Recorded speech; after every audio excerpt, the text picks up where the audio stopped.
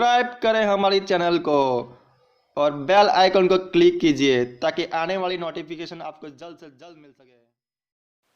Good morning प्यारे बच्चों, अज मैं तुहाडे लई चैप्टर 3 मेरी प्यारी माँ लैके हाजिर हाँ।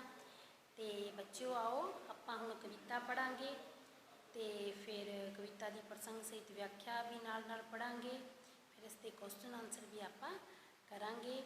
तो देखो बच्चों, मेरी प्यारी माँ। सब तो पहला इस कविता है जी मेरी प्यारी माँ कविता है, इसके कवि का नाम है सुनीलम मंड। तो प्रसंग विच की लिखना है, ये कविता साडी पंजाबी पाठ पुस्तक केड़ी है तुहाडी पंजाबी पाठ पुस्तक का नाम की है? पंजाबी पुस्तक दूजी भाषा भाग 5, ठीक है, इस विचों ली गई है। इस कविता का नाम मेरी प्यारी माँ है। तो इस दे जोड़े कवि हैं वो की हैं? सुनीलम मंड। इस विच जिहड़ा कवि है वो किस बारे दस रहा है? वो अपनी माँ बारे दस रहा है। तो देखो बच्चों, हुण आपां कविता करांगे। प्रसंग मैं तुहानूं दसता भी प्रसंग विच तुसीं ये चीज़ां लिखणियां हन, जिवें कविता का नाम हो गया, कवि का नाम हो गया, तुहाडी बुक का नाम हो गया, उसनूं तुसीं अंडरलाइन करोगे। तो देखो हुण कविता देखो, ठंडी मिठी जिसकी छां वो है मेरी प्यारी माँ। कवि है जिहड़ा उस सुनीलम मंड की कह रहा है कि जिसकी छां मैनू बड़ी ही ठंडी मिठी लगती है। जिवें एक दरखत की छां जदों आपां गर्मी विच तपदे होइए ਅਤੇ भज के किसी दरखत हेठ जाने तो आप उसकी छां आपां नूं कितनी चंगी लगती है। उस तरह कवि कह रहा है कि मैनू मेरी माँ की जिहड़ी छां है, मेरी माँ की जिहड़ी गोद है, वो मैनू बहुत ही ठंडी अते मिठी लगती है। वो मेरी प्यारी प्यारी माँ है। गोदी चुक के लाड लड़ावे, चूरी कुट मेरे मुँह विच पावे। कि जिहड़ी मेरी माँ है वो मैनू गोद विच चुक के मैनू लाड करती है तो चूरियाँ कुट कुट के मेरे मुँह विच पाउंदी है। मेरे दिल विच जिसकी थां वो है मेरी प्यारी माँ। कि मेरे दिल विच मेरे माँ लिए ही बहुत बड़ा स्थान है।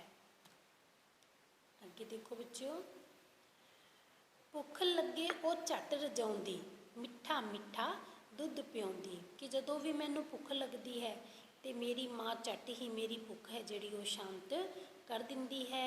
वो मेरी भुख शांत करने लई की करती है? मेरी माँ है जिहड़ी वो मैनू जदों भुख लगती है मैनू झट रजा दिंदी है तो मैनू मिठा मिठा दुध पियाउंदी है। दुखा वेले फड़दी बाँ वो है मेरी प्यारी माँ। कि जदों भी मेरे उत्ते कोई दुख आता है तो मेरी माँ मेरा हथ फड़ लेंदी है। हथ फड़ना मतलब मैनू सहारा दिंदी है। कि दुख वेले मेरी माँ मैनू सहारा दिंदी है। वो है मेरी प्यारी प्यारी माँ।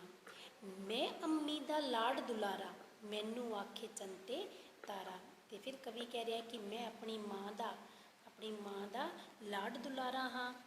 मेरी माँ मैनू बहुत लाड करती है, बहुत दुलार करती है। मेरी माँ मैनू चन्न ते तारा भी कहती है। मेरा तकदी रहिंदी राह वो है मेरी प्यारी माँ। कि जदों मैं शाम नूं खेड के लेट हो जाना हाँ तो मेरी माँ मेरा रस्ता देखती रहिंदी है। मैं हस्सां वो खिड़खिड़ हस्से, वालां विच मेरे तेल भी चस्से। कि जदों मैं हसदा तो मैनू देख के मेरी माँ भी खिड़खिड़ के हसदी है। वालां विच मेरे तेल भी चस्से, कि मेरे वालां विच तेल की मालिश भी मेरी माँ करती है। उस दे नाल ही जचे गरां। तो कवि कह रहा है कि उस माँ के नाल ही मैनू मेरा पिंड गरां है, जिहड़ा मेरा पिंड है वो मैनू चंगा लगता है। वो है मेरी प्यारी माँ।